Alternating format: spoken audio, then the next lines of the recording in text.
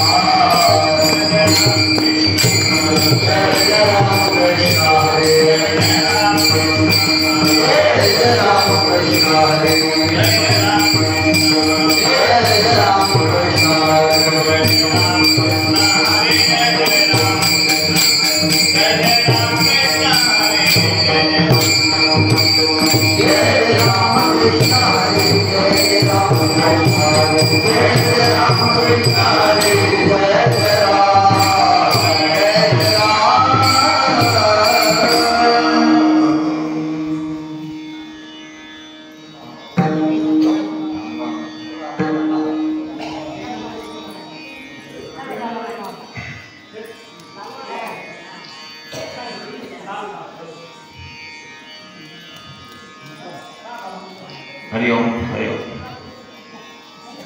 देवाची आवाणी ओमाक्षरा भरी देवी मोनी नारी सारिया देवी मोनी नारी सारिया देवी मोनी नारी सारिया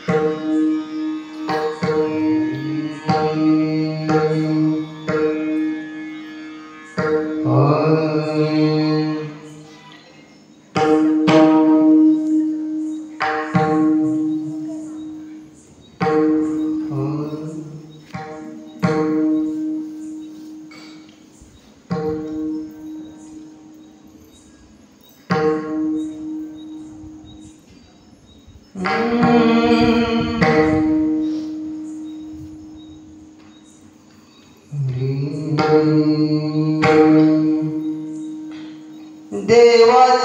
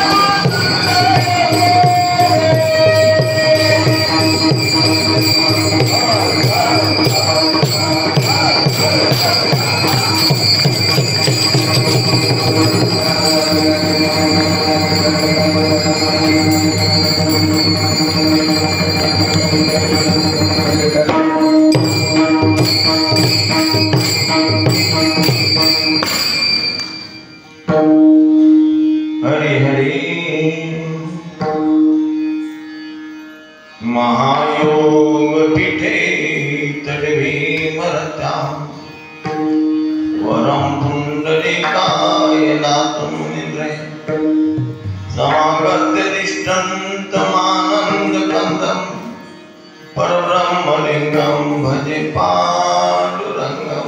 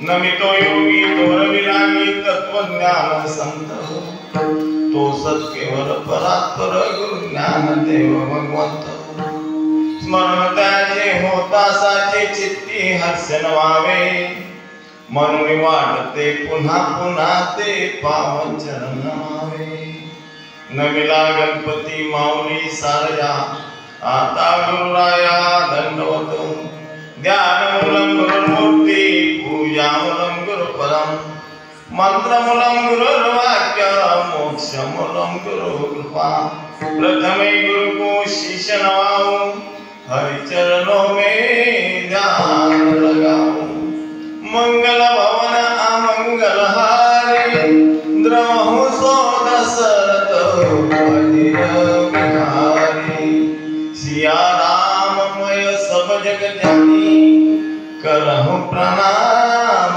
जोरे जुग पानी जय जय जय हनुमान गोसाई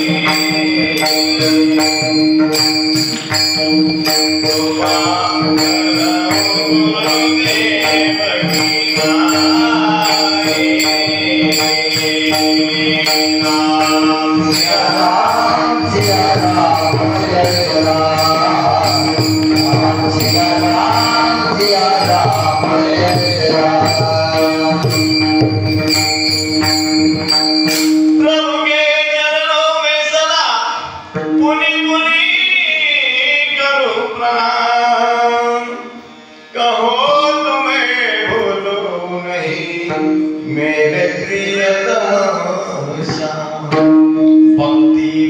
भगवंत गुरु चतुर्नाम बपुए जिनके पद वंदन करो नासत विघ्न अनेक।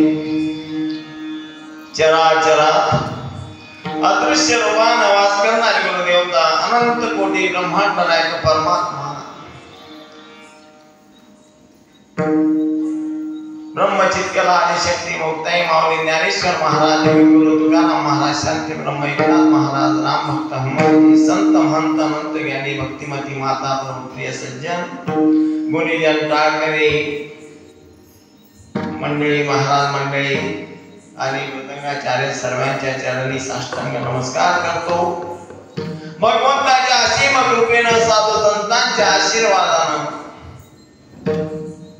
आणि घरातील सर्वांच्या एकोप्याने हा अलौकिक असा कार्यक्रम या ठिकाणी सुरू आहे। चालू वर्ष म्हणजे द्वितपपूर्ती सोहळा आहे। 24 वर्ष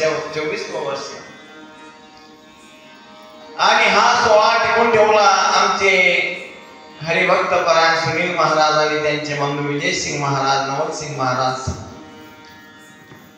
यांनी हा कार्यक्रम 24 वर्षापर्यंत टिकून ठेवला। पुढच्या वर्षी रौप्य महोत्सव फार मोठ्या उत्साहात पार पडेल अशी आशा आहे, होईलच। कारण काय मनाचे संकल्पे पाववील सिद्धी जरी राहे सत्य संकल्पाचा राहता नारायण। वास्तविक महाराज हे कार्यक्रम वर्षानुवर्षे करणे एवढी साधी गोष्ट नाही। एक दिवसाचं कीर्तन करणं म्हटलं तरी फार अवघड आहे आणि आमचे महाराज वर्षानुवर्ष हा कार्यक्रम टिकून ठेवतात। खरोखर त्यांना धन्यता द्यावी तेवढी कमीच आहे। चालू वर्षी आज जे कीर्तन आहे सप्ताहाचं पहिलं कीर्तन हरिभक्त परायण दुर्गादास महाराज दिगंबर महाराज यांचे दिंडी चालक खिर्डीकर यांची कीर्तन सेवा होती, पण त्यांचे वडिलांचं निधन झालं आजच आणि महाराजांनी मला संध्याकाळी सांगितलं की महाराज कीर्तन करावं लागेल। महाराज मी जवळजवळ 8 सलाईन माझ्या शरीरामध्ये फक्त 6% हेमोग्लोबिन आहे, इतका अशक्तपणा आहे। मुलं म्हणायला लागले की तुम्ही कशात कीर्तनाला सांगितलं होते ते परमेश्वर महाराज होते सुनील महाराज होते अजून कोणी बोलून घेतलं असतं त्यांनी, त्यांना काय कमी।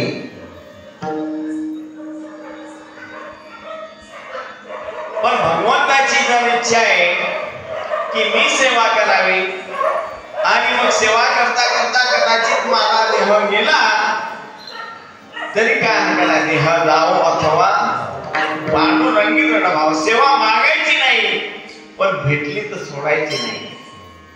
काय कारण ही सेवा फार मोठ्या भाग्याने प्राप्त होते आणि म्हणून माझ्या नशिबात आज सेवा प्राप्त झाली। कदाचित तुम्हाला वाटत असेल गाव मोकळी तर माराले काय करणार, पण जसं म्हणता येईल तसं सांगता येईल तसं बोलण्याचा प्रयत्न करतो। आज आपल्या सेवेसाठी जो पहिल्या दिवसाचा अभंग आहे कीर्तनाचा तो सर्वांच्या परिचयाचा आहे। हरिपाठातील पहिला अभंग देवाची या द्वारे उभा क्षण भरी। माऊली ज्ञानेश्वर महाराजांनी 4 ग्रंथ तयार केले। ज्ञानेश्वरी ग्रंथ तयार केला, श्रीमद भगवद्गीतेवरती उत्कृष्ट असं भाष्य त्यांनी तयार केलं, टीका तयार केली की ज्यामध्ये 4,500 दृष्टांत भरलेले आहेत। एक सिद्धांत पटवण्यासाठी 2-2, 4-4 दृष्टांत दिलेले आहे माऊलींनी। परमेश्वर चांगदेवांसाठी चांगदेव 62 तयार केली. जे ज्ञानी आहेत त्यांच्यासाठी अमृतानुभव असा दिव्य ग्रंथ तयार केला. आणि मग विचार केला की हे कलियुगातल्या लोकांना तार खातवायला मिळते. बरेच लोक म्हणतात का हो की महाराज काय कीर्तनाला काम खातवायला मिळते. मग अशा लोकांना ज्ञानेश्वरी वाचायला वेळ मिळेल का? हे सिद्धांतची जी चांगदेव 62 आहे त्याची भाषा त्यांना कळेल का? नाही कळणार. अमृतानुभव हे कळेल का? नाही कळणार. म्हणून त्यांनी 4 वेद शास्त्र 18 पुराणांचं सार एका छोट्याशा ग्रंथामध्ये साठवलं. जसं घागर में सागर, एका घागरेमध्ये जसं सागर असतो त्याचप्रमाणे हरिपाठामध्ये 4 वेद 6 शास्त्र 18 पुराण यांचं सार सिद्धांत तत्वज्ञान ओतप्रोत माऊलींनी भरलेलं आहे. पण शोकांती काय ही आहे माय बाप हो की आम्ही हरिपाठ म्हणतो, आम्ही संतांना मानतो पण संतांचं मानत नाही. आम्ही काय करतो? संतांना मानतो, त्यांच्या नावाचा जय जयकार करतो, त्यांच्या नावाचे सोहळे करतो, पुण्यतिथी सोहळे करतो. पण त्यांनी जे सांगितलं ते मानत नाही. आम्ही बापालाही मानतो पण बापाचं म्हणणं मानत नाही. बरोबर आहे की महाराज नारायण? बापाने सांगितल्यानुसार जर आपण मानलं असतं तर आज ज्या घटना घडतात अशा घटना घडल्या नसत्या. याचं कारण आम्ही शास्त्राला मानतो, शास्त्राचं मानत नाही. संतांना मानतो, संतांचं मानत नाही. हरिपाठाला मानतो, हरिपाठ मानत नाही. हरिपाठ म्हणता म्हणता आमचं आयुष्य निघून जातं पण हरिपाठ आम्हाला काही कळत नाही. बऱ्याच ठिकाणी मी प्रश्न विचारतो, कदाचित लोकांना वाईट वाटत असेल की महाराज कीर्तनातून प्रश्न विचारता, आमच्या बुद्धीची आकल ना पाहता. पण तुमच्या लक्षात आलं पाहिजे ना, जो हरिपाठ आपण रोजच्या रोज घेतो तो हरिपाठ म्हणजे काय? हरिमुखे म्हणा पुण्याची गणना कोण केली? म्हणता म्हणता मसंगीत चाललो पण एक मुक्ती काही मिळत नाही. कारण हरिपाठ आम्ही समजून घेत नाही. आपल्या सेवेसाठी जो अभंग घेतलाय हरिपाठाचा पहिला अभंग देवाची अद्वारी उपाक्षण. या ठिकाणी माऊलींनी देव हा शब्द उच्चारलाय. कृष्ण, ब्रह्मदेव, महादेव, पांडुरंग, कोणता देव? देव कोणाला म्हणतात? देव आहे कसा? देव आहे कुठे? हे जर आम्हाला कळालं तर आम्हाला निश्चित हरिमुखा म्हणता बरोबर 4 मुक्त्या मिळायलाच पाहिजे आणि मिळतीलच. पण आम्ही देव काय ते समजून घेत नाही, हरिपाठ काय ते समजून घेत नाही. हरिपाठ म्हणजे हरिबद्दलचा अभ्यास. या हरिपाठात माऊलींनी अनुबंध चतुष्ट सादर केलेला आहे. अनुबंध चतुष्ट म्हणजे काय हो?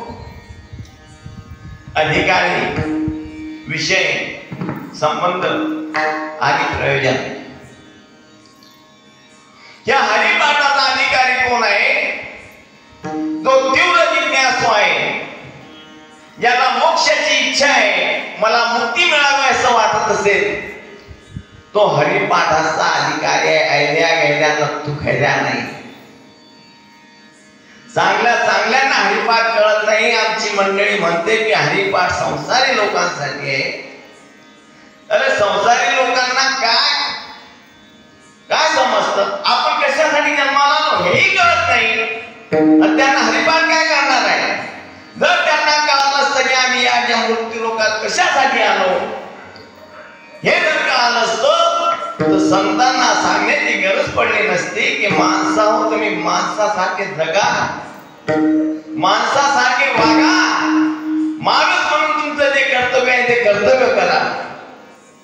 तरीच जन्म यावे, दास विठोबाचे व्हावे, नाही तरी काय थोडी श्वान सुकर बापडी. माणूस म्हणून जन्माला आला तर त्या भगवंताचा दास हो, नाही तर कुत्रे मांजरे काय कमी आहे का? पण आम्ही भगवंताचे दास होत नाही. विषयामध्ये असं होऊन विषयामध्ये विषय भोगतो आणि आम्ही आमचं जे कर्तव्य आहे ते कर्तव्य भोगतो. तुम्ही आपण या ठिकाणी जन्माला आलो माय बापा हो, माणूस म्हणून जन्माला आलो तर आपलं एकच कर्तव्य आहे. तुका म्हणे जन्मा आल्याचे साथ गो, विठ्ठलाची एक देखणी.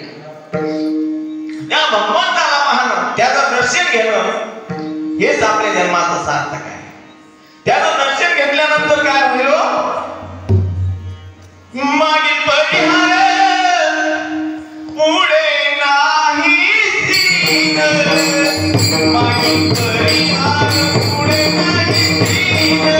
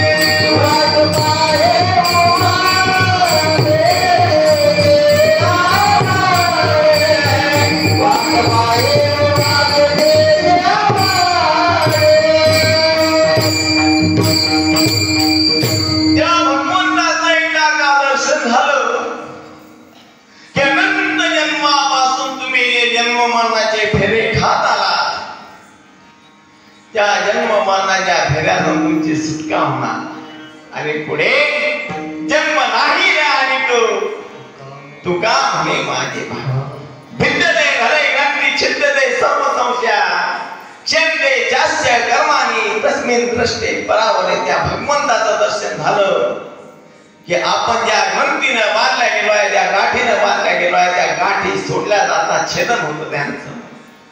आपल्या मनात जे अनंत जन्मापासून संशय आहे, मी जन्माला आलो मी मरणार, हा संशय सुद्धा त्या ठिकाणी छेदला जातो आणि आपण तत्स्वरूप होऊन जातो त्या भगवंताचं दर्शन घेतल्यानंतर.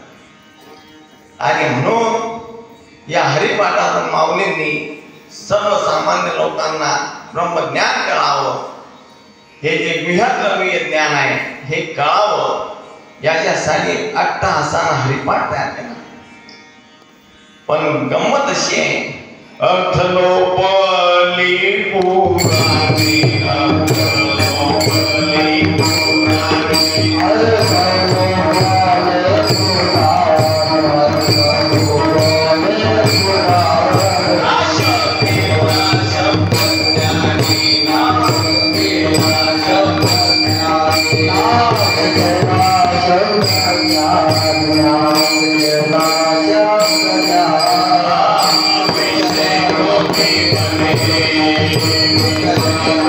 Thank you.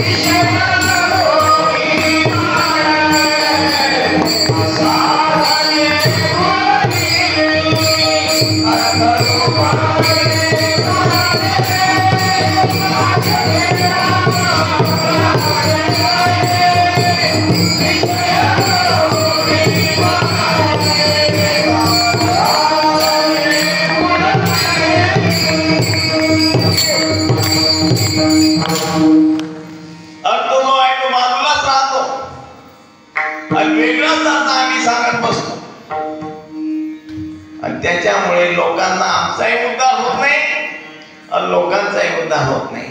वर्षानुवर्ष चालू आहे. आमचे महाराज ज्ञानेश्वरी वाचताय, 24वे वर्ष आहे आणि कितीतरी ज्ञानेश्वऱ्या वाचल्या असतील त्यांनी. नामा म्हणे ग्रंथ श्रेष्ठ ज्ञानदेवी, एकतरी होवी अनुभवावी.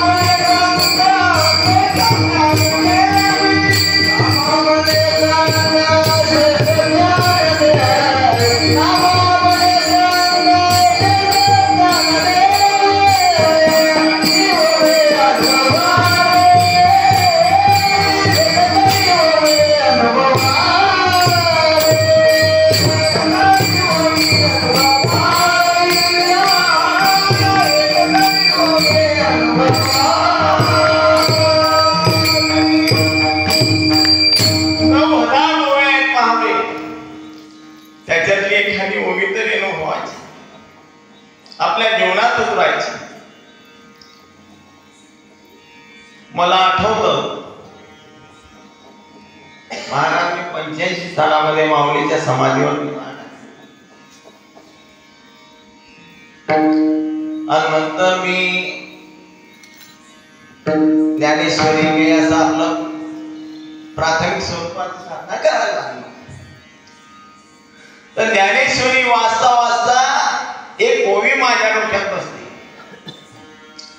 हळूहळू डाळे डाळे केतुलेली एके वेळे तो मार्गात येणे बळे निश्चित राहते. मी निश्चय केला, मला भजन कीर्तन काहीच येत नव्हतं. कधी गायनाचा कधी माझा गायनाचा काही संबंध नाही. पिक्चरचे गाणे मला येत नव्हते, तर बाकीचं काय येणार. पण माऊली म्हणता की हळूहळू डाळे डाळे तो निश्चित आपलं साध्यापर्यंत पोहोचतो. आपल्यालाही प्रयत्न करायला काय हरकत नाही. आणि ती ओळी मी माझ्या जीवनामध्ये उतरवली आणि आज इथपर्यंत आलो. म्हणून ज्ञानेश्वरीची प्रत्येक ओवी, एक ओवी जरी आपण आपल्या लक्षात घेतली तरी आपल्या जीवनाचं कल्याण होतं. एक साधी ओवी आहे 6व्या अध्यायातली. हा विचारुनी अहंकार सांगिते, मग अस्तित्व वस्तू होईते. देव होण्यासाठी काय करा, कुठे जायची गरज नाही, ना जप करायची गरज ना जप करायची गरज. हा विचार अहंकार सांगिते. विचार करा मी कोण आहे. ज्याला मी म्हणतो तो मी आहे का, त्याचा माझा काही संबंध आहे का. त्याची माझी जर तुलना केली तर त्या आम्ही अगदी विभिन्न आहे, अगदी विरुद्ध आहे. हा देह नाशिवंत आहे, माझं स्वरूप अविनाशी आहे. हा देह विकारी आहे, मी निर्विकारी आहे. या देहाला आकार आहे, मला मी निराकार आहे. मग मी असा असणारा कोण आहे, तर ते तू विठ्ठल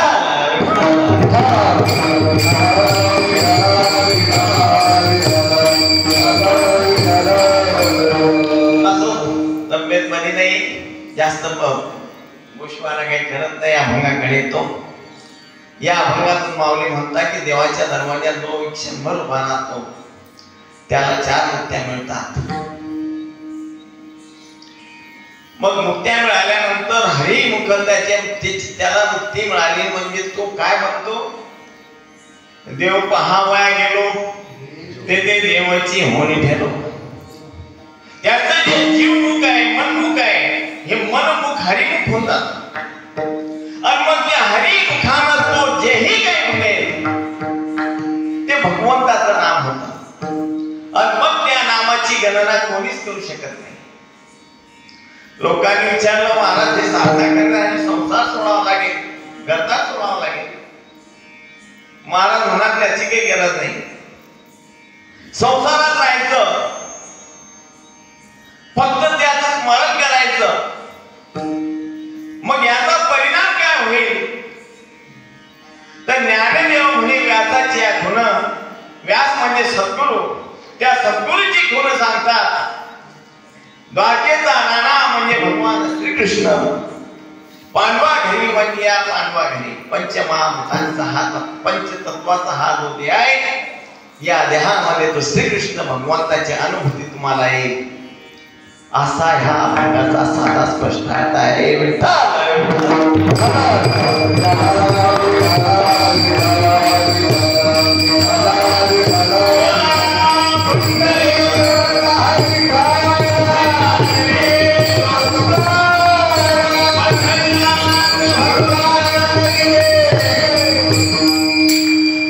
आता आपण विचार करू, देव कोण आहे, तो कुठे आहे, तो कसा आहे. या अभंगाचे अनुबंध चतुष्ट आहे. अधिकारी सांगितला जो जिज्ञासू आहे. विषय काय, मुक्ती प्राप्त करणे विषय आहे. भगवत प्राप्तीचा कसं करायचं, भगवंत कसा आहे याचा विषय आहे. प्रयोजन काय, मोक्ष प्राप्त करणं आहे. आणि संबंध काय, तो तुम्ही भगवंताचे अंश आहे. एक हरी जीव शिव वायात दुर्गमा, म्हणून याच काय संबंध आहे. मग आपल्याला आता देव निश्चित करायचा आहे. शास्त्राला विचारू आपण देव कसा आहे. रंग नाही, रूप नाही, नाही वर्ण छाया, निराकार निर्गुण तुझे. भगवंत म्हणता की माझं स्वरूप असं आहे, अर्जुना नैनम छिन्नेती शस्त्राणी नैनम दहती पावकः न चैनम क्लेदेन त्यापो न शोषेती मागता. मी अग्नीनं जळत नाही, मी पाण्यानं भिजत नाही, वाऱ्यानं हलत नाही, शस्त्रानं तुटत नाही, असा खंड स्वरूप माझं आहे. त्याला देव म्हणतात. मग असा जो देव आहे त्याला दरवाजा असेल का, जो दिसत नाही, ज्याला आकार नाही, ज्याला विकार नाही, ज्याला रंग नाही, ज्याला रूप नाही, त्याला दरवाजा असेल का. सोडून दरवाजा कोणाला असतो, काहीतरी स्थूल वस्तू पाहिजे ना, दृश्य वस्तू. अहो जे अदृश्य आहे त्या अदृश्याला दरवाजा असेल कसा. मग दरवाजा जर नसेल तर माऊलींनी म्हटले चुकीचं आहे. माऊलींची अभंगवाणी, माऊली खोटं बोलू शकत नाही. मग आपल्याला निश्चित करावं लागेल की माऊलींना सांगायचं.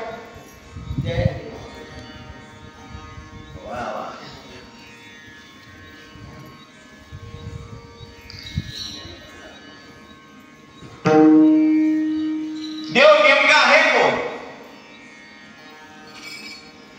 देवाला नाव नाही, देवाला रूप नाही, देवाला आकार नाही. म्हणजे तो ब्रह्मदेव नाही, तो विष्णू नाही, तो श्रीकृष्ण नाही, तो पांडुरंग नाही. हे जे दृश्य दिसणारे देव आहे यांना आकार आहे. आकार आहे म्हणून त्यांच्या ठिकाणी काहीतरी विकार असू शकतो. आता या वर्षी मागच्या वर्षी त्या पांडुरंगाच्या लोकांनी पाया पडून पडून पडून पडून त्या पायाचं थोडस जीर्णोद्धार करण्यात आलं, त्याच्यावरती फिनिशिंग करण्यात आली. देवाचे पाय दिसतात का महाराज? मला असं सांगायचं नाही का पांडुरंग देव नाही. पांडुरंग भगवान सर्व संतांनी त्याला देवाचं प्रतीक मानलं. आपल्यालाही मानायला काय हरकत आहे, पण आपल्याला देवाबद्दल बोलायचं तर आपण नाथ बाबांना विचारू, संतांना विचारू की देव नेमका कोण आहे. देवते संत, देवते संत निमित्त त्या प्रतिमा, हरितेची संत, संततेची हरी, ऐसे वेदचारी बोलतात. म्हणजे देव कोण झाले? संत. माऊली सांगतात ना 4थ्या अध्यायामध्ये त्या श्लोकाचं प्रतिपादन करत असताना, तत्विती प्रणिपातेन परिप्रश्नेन सेवा, ते ज्ञान पैगाबरवे जरी मनी आधी आणावे, तरी संताया भलावे सर्वस्वी. अर्जुना, ते ज्ञान जर तुला पाहिजे असेल ना वा, तर त्या संतांना बस. का बस? ते ज्ञानाचा गुठा, ते ज्ञानाचे भांडार आहे. गुठा म्हणजे भांडार. आणि त्या भांडारामध्ये जाण्यासाठी दारवंटा कोणता आहे? ते तर सेवा हा दारवंटा. त्या भांडारात घुसण्यासाठी दारवंटा कोणता आहे? द्वार. सेवा के द्वार आहे. तो स्वाधीन करे सुमटा मोळवणी, तो आपला स्वाधीन कर, तो दारवंटा. कसं स्वाधीन कर? सेवा करायची म्हणजे हातपाय दाबायचे, त्यांना पैसे द्यायचे, त्यांना चांगलं चांगलं खाऊ घालायचं नाही. तरी लागावे आणि अगरवता करावे दास्य सगळं. तना मनानं घरानं त्यांना शरण जावं. आणि अगरवता जातीचा, रंगाचा, रूपाचा, ज्ञानाचा, धनाचा सर्व अभिमान टाकून शरण जावं. आणि मग त्यांना प्रश्न करावा, कधी उतार पावे.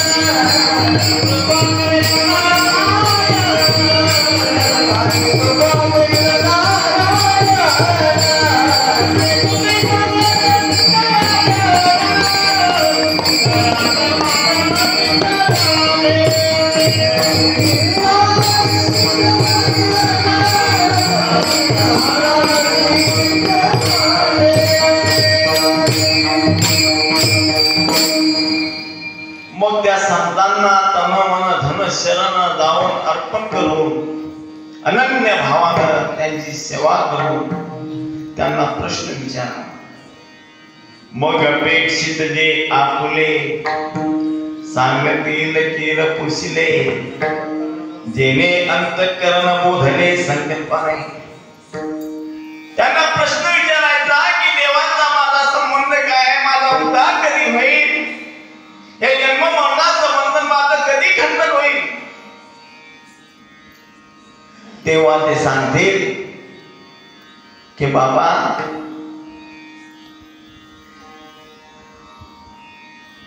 त्याला ज्ञान देते, कारण नाही ज्ञानेन सदृश्यम पवित्र आत्मज्ञान. की तुझ्या देवा देव देव देव म्हणतो ना, तुझ्या ठिकाणी जो द्वैत भाव आहे, तो द्वैत भाव हा चुकीचा, अज्ञानी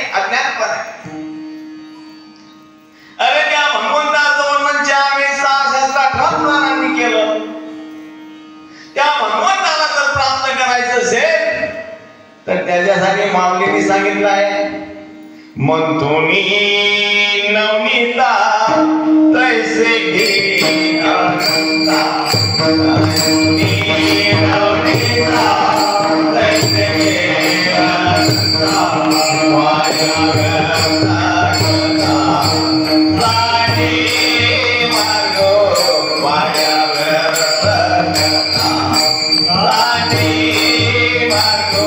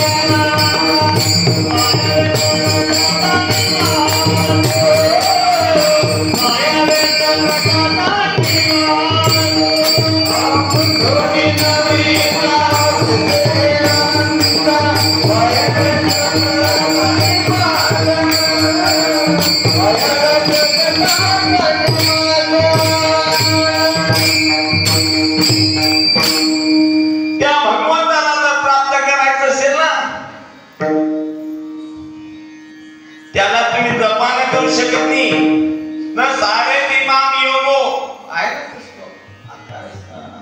ना, मी योगाने प्राप्त होणार नाही, मी ध्यानाने प्राप्त होणार नाही, मी जपाने प्राप्त होणार नाही. मला फक्त प्राप्त करायचं असेल तर मी भक्तीनेच प्राप्त होईल आणि भक्ती करण्यासाठी मंथन करावं लागेल. दुधामध्ये तूप आहे पण म्हटलं दावा जास्त भेटणार नाही, ते दूध काढण्यासाठी त्याची प्रक्रिया करावी लागेल.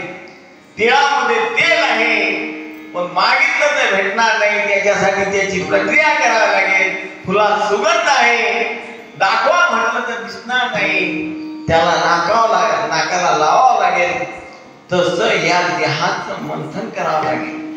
देहाच्या लीलासे पाविजे ठाया, माझी ऐशी काया जाऊ. या देहाचं निरसन केलं, या देहाचं मंथन केलं की मग काय निघेल? एक हरी आत्मा जीव शिव समा, वाया दुर्गमात घाले म्हण. मग हे कळल्यानंतर, देव कळल्यानंतर की तोच देव तू आहे, आणि हे कळल्यानंतर मग मुक्ती समिता सलपता सलपता सावता, या मुक्तीचा ऐतिहास त्या ठिकाणी आहे. बंधन मुक्त कासा म्हणावे, बंधन त्याची नाही ठावे. अरे अगोदरचाच तो मुक्त होता, पण बाबा तू बळजबरी नातं जोडलं, बळजबरी संबंध जोडला. मुक्त होता परी बळे झाला बद्ध, मुक्त होता परी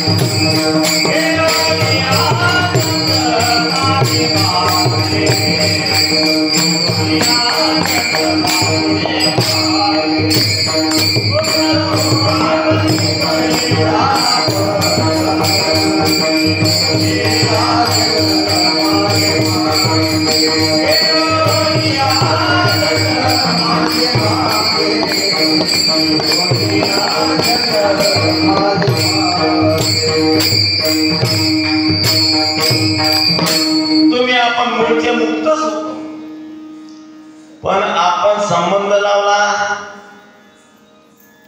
संबंध लावल्यामुळे आपण बद्ध झालो. पहिला संबंध काय लावला? या देहाला मी म्हटलं. वास्तविक हा देह कोणाचा आहे? देह हे कोणाचे? हा देह कोणाचा आहे?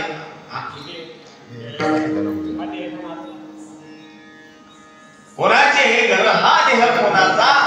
आत्मा ज्याचा कोणाचा घर आहे? कोणाचा देह आहे? देहाचा जर विचार केला तर हा पंचतत्वाचा आहे. पृथ्वी, तेज, वायू, आकाश हे जिथून येतात तिथे जातात. मरण म्हणजे काय? मृत्यू म्हणजे काय? जन्म म्हणजे काय? जन्म म्हणजे जन्माला येणं, आकाराला येणं. मृत्यू म्हणजे आकार नाही होणार, जिथून येतो तिथे जातो. आणि हा जो जीव आहे हा जीव मुळात नाहीच, हा आहे शिवस्वरूप. पण आपण याचा संबंध आले अशी लावला. पाहुणी पुढीलांचे ओझे तशी आपली गंमत झाली. दुसऱ्याचं ओझं आपण डोक्यात घेतलं आणि बळजबरी आपण त्या दंडाला पात्र झालो, दुःखाला काय झालो.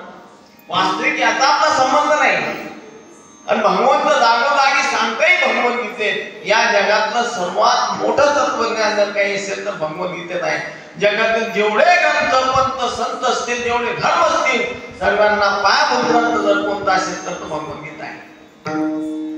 आणि आम्ही भगवद्गीतेकडे दुर्लक्ष करतो आणि भलत्या सारख्या मार्गाने जातो. भगवंत सांगताय ईश्वर सर्वभूतानां प्रत्यक्षेन तिष्ठति. ब्राह्मण सर्वभूतानि यंत्ररूढानि माया. अहम आत्मा गुणाढ्यस्य सर्वभूतासु स्थितः. अहम आदित्य मध्यस्य भूतानामंत्यस्य. मी सर्व भूतांच्या ठिकाणी, मी अगोदरही होतो, आताही आहे, आणि शेवटी सुद्धा आदि मध्य अंती अवघा हरी एक. आदि मध्य अंती अवघा हरी एक.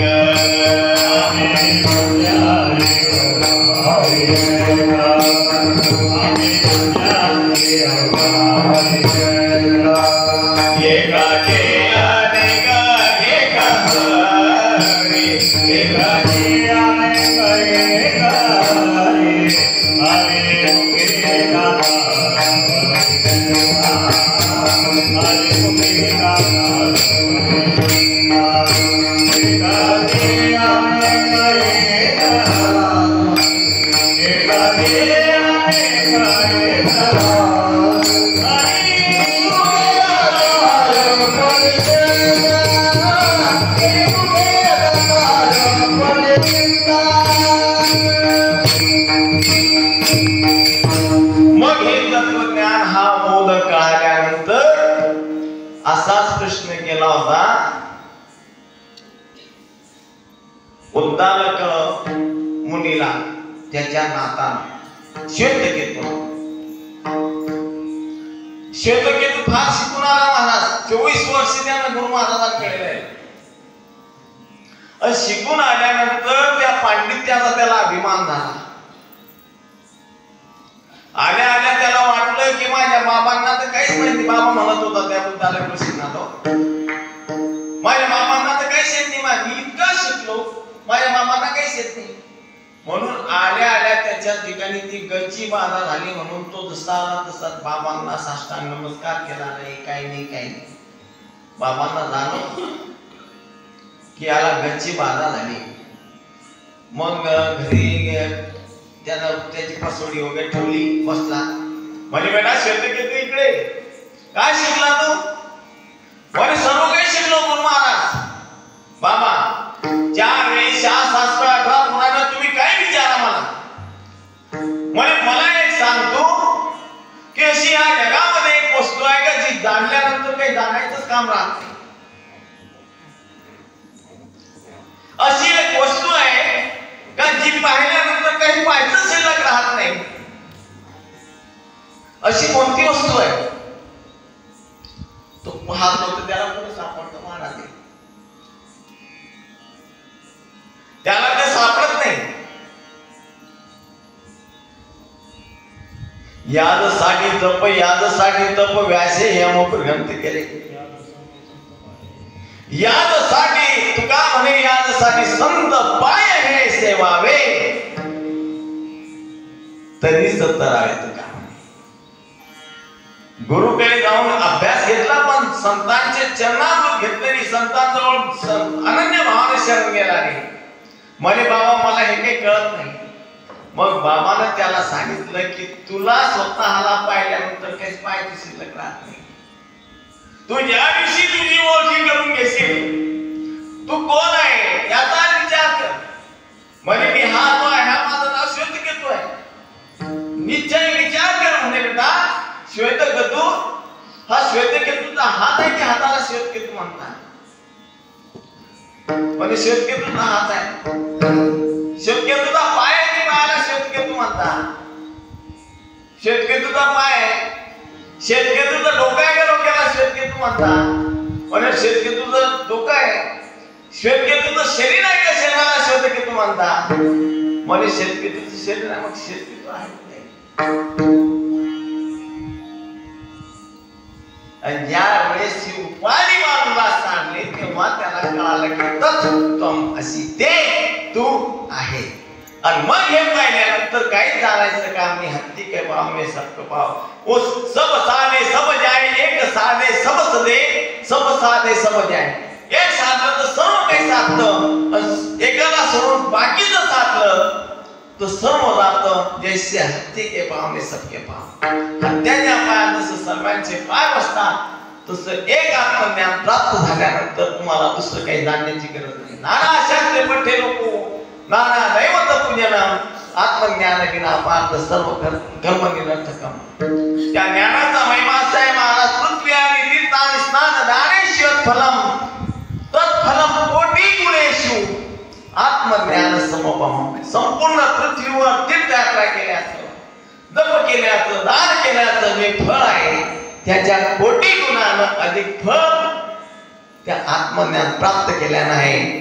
आणि माऊलींचा उद्देश हाच आहे की देवाच्या द्वारे तुम्ही उभे राहा, म्हणजे संतांकडे उभे राहा, त्यांच्या द्वारात म्हणजे त्यांच्या जवळ शरण जा अनन्य भावानं. आणि मग ते तुम्हाला बोध करतील, आत्मज्ञान देतील. आणि आत्मज्ञान केल्यानंतर तुम्हाला जेव्हा कळेल का मी हा देह नाही, मी तर सच्चिदानंद स्वरूप आहे, हे माझं स्वरूप कळाल्यानंतर मग तुम्ही स्वतः देव पाहावाय गेलो तिथे देवाचे होऊन गेलो ठेलो. मग तुम्ही देव झाल्यानंतर तुमचं तोंड कोणतं झालं? देवाचं झालं की माणसाचं राहिलं? देवाचं झालं. मग देवाच्या तोंडाला त्या हरिवा मुखानं तुम्ही जेही काही म्हणता तो ना ते भगवंताचं नाम आहे. ते जोपर्यंत कळत नाही तोपर्यंत ते खरं नाम घेतलं जात नाही. हे जर आपण जे नाव घेतो हे जर नाव असतं तर माऊलींनी पुढच्या अभंगामध्ये म्हटलंय ज्ञानदेव म्हणे नाम हे सुलभ सर्वत्र दुर्लभ.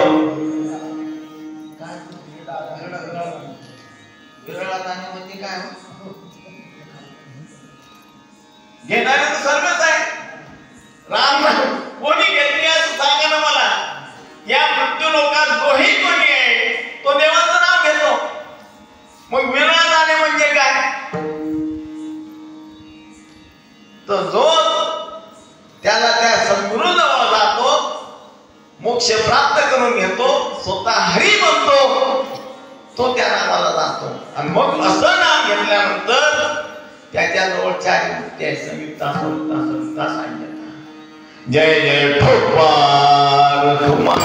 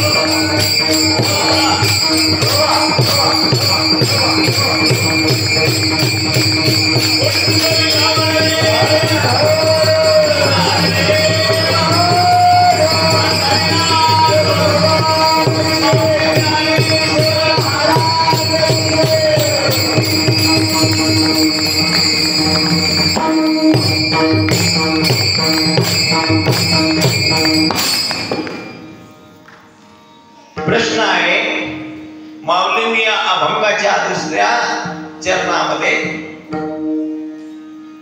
हरी हा शब्द 2 वेळा, हरिमुख हरिमुख हे 2 वेळा म्हटले.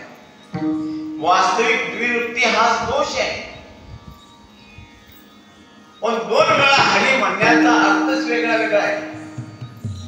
हरिमुखानं हरी म्हणा, या जाण्याच्या मुखानं जर हरी म्हणायचं असतं तर मुखे हरी म्हणा, मुखे हरी म्हणा, पुण्याची गणना कोण करेल. काय म्हटलं असतं? मुखे हरी म्हणा, मुखे हरी म्हणा, तोंडाने हरी म्हणा, तोंडाने हरी म्हणा, पुण्याची गणना कोण करेल. तोंडाने हरी हरी तर धनगरचा जीवन पण म्हणतो. मग तो जर दिवसभर म्हणतो तर त्याला कधी मुक्ती मिळाली का? याचा अर्थ हरी बनून हरी, हरी बनून हरीच्या मुखानं म्हणा. हरी म्हणल्यानंतर तुम्ही अथवा तत्वा काही बोलणार नाही. नाथ मामा म्हणता ना, हरी बोला भांडता उठता बसता. आता भांडता भांडता तुम्ही हरी म्हणताय का? भांडता भांडता शिवीच नाही गेलं, मग हरी कसं काय होत नाही? तर हरी मुखानं तुम्ही ना जरी भांडण केलं, त्याला माहिती नाही केलं का? कोणाशी केलं? देवाशी. पण त्याला माहिती देवाला ज्या शिव्या दिल्या तेही देवाची स्तुती झाली. काय म्हटलं? मुळ मायेच्या कारण्या तुझी नान रडकी गेली. पण भगवान म्हणता की तू मला शिव्या नाही दिल्या, तू माझी स्तुती केली का? तर हरिमुखानं तुम्ही जे काही म्हणा, आणि मग हरिमुख झाल्यानंतर तुमचा आपला संसार अवघाची संसार सुखाचा करीन आनंदे भरेन ती. अज्ञानी लोकांसाठी संसार दुःखदायक आहे, अज्ञानी लोकांसाठी संसार त्रासदायक आहे, क्लेशदायक आहे. पण ज्ञानी लोकांसाठी संसार क्लेशदायक नाही. ज्ञानी लोकांसाठी संसार म्हणजे त्यांच्यासाठी सुखाचा आहे. कारण त्यांना माहित आहे मी हा संसार म्हणजे मुलं बाळ घरदार पुरं सुरं हे याचं नाव संसार नाही. संसार म्हणजे पुनरपी जन्म, पुन्हा जन्म गावापासून मरेपर्यंत जे काही आहे हा संसार. मग या जन्म गावापासून मरेपर्यंत आधी आनंदानं त्या भगवंताचा सदा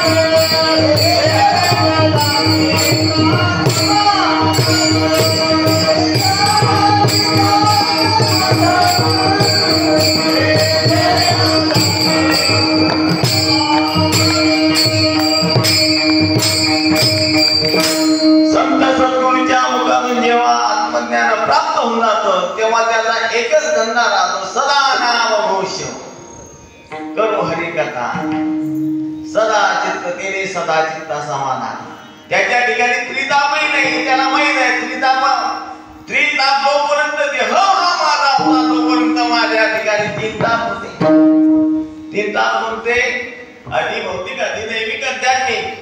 हे देहाला आहे आत्म्याला आहे. आत्म्याच्या ठिकाणी आहे, देहाच्या ठिकाणी आहे. देहाच्या ठिकाणी आहे. देह जर मी नाही, माझा देहाचा संबंध नाही, तर मला तरी त्रिताप कसे असतील? त्रिविध तापाची देखील जलन वैष्णाचे. ते तापापासून मी मुक्त झालो. तुका म्हणे आम्ही झालो अग्निरूप लागवलेली पाप पुण्यागा. म्हणून माऊली म्हणतात अभंगाच्या तिसऱ्या चरणात,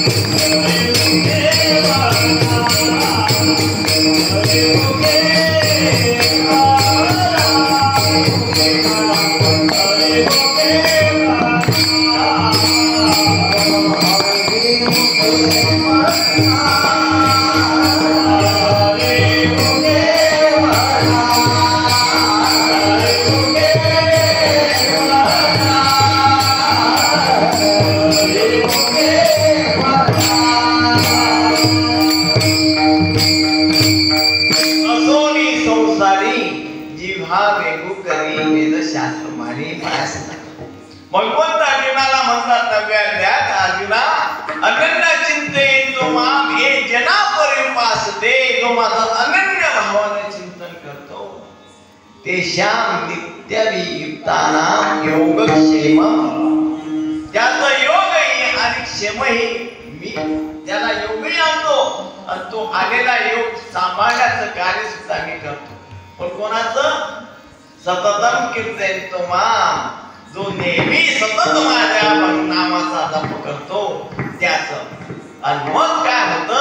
ज्ञानदेव म्हणे व्यासाच्या खुण द्वारकेचा राजा पांडवा घरी, तो भगवंत तुमच्या घरी येऊन तुमचं कार्य करतो. तुमच्या देहामध्ये तो विराजमान राहतो. तुम्ही दारा करतो, दारा तुमच्या डोळ्यातून तोच पाहतो, तुमच्या कानातून तोच ऐकतो, तुमच्या हातानं तोच काम करून घेतो. आपल्याला मग त्याचं ज्ञान नाही. आपण म्हणतो मी डोळ्यानं पाहतो, मी हाताने काम करतो, मी पायानं चालतो.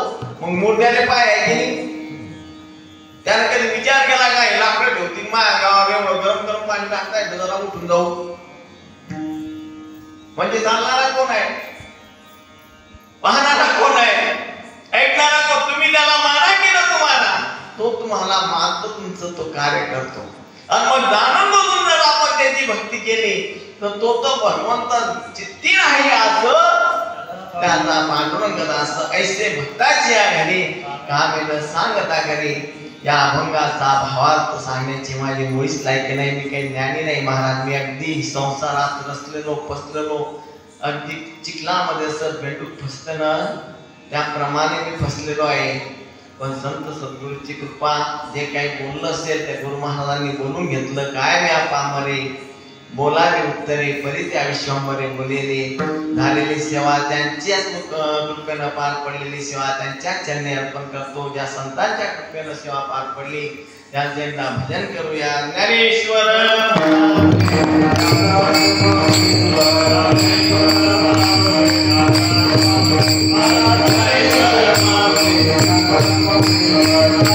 Thank you.